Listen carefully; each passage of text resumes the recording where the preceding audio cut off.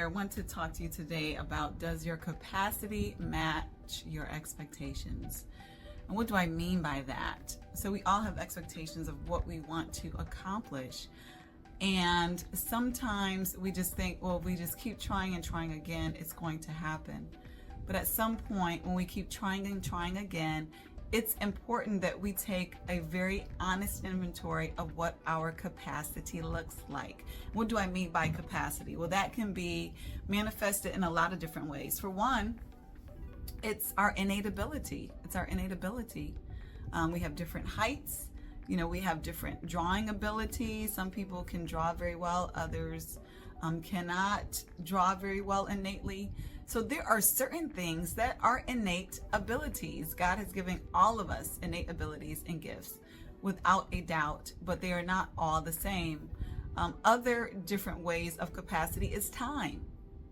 There are some things we just have to do that take away from the amount of discretionary time that we have. If we're a parent, there's a specific amount of time we definitely want to give our children to be great parents. If you're married, there's a specific amount of time you definitely want to give your spouse. And then there's a specific amount of time that your work is going to require in order for you to do it well.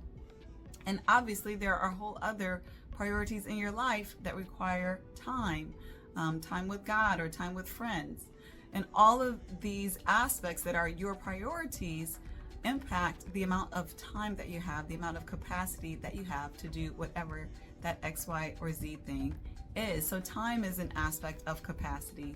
And then there is a level of capacity from a stress threshold perspective. And this is a very important one, because sometimes it's easy for us to tell ourselves or to tell others, just suck it up, keep it going, keep pushing. And the reality is we have different stress thresholds. Can we build up our stress thresholds? Absolutely we can. We absolutely can, just like we can build up anything else. It's a muscle that can be strengthened. But at the end of the day, at any given moment, we have different stress thresholds. For example, some people, if they experience a certain stressful event, it might result in a heart attack, whereas someone else, their blood pressure may not even raise to a certain level because they have different stress thresholds. Similarly with pain, we have different pain thresholds. For some people, they get their wisdom tooth taken out or wisdom teeth taken out, and they may be out of commission for 4 days, whereas someone else, they may only need a day on the couch or a day in the bed, and then they're up and running.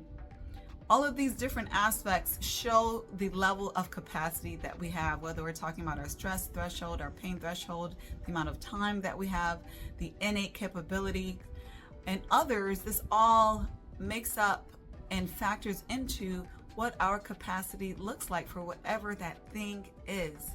And so I just want us to be realistic and fair to ourselves, compassionate with ourselves, and know that it is okay that we have different capacities for different things.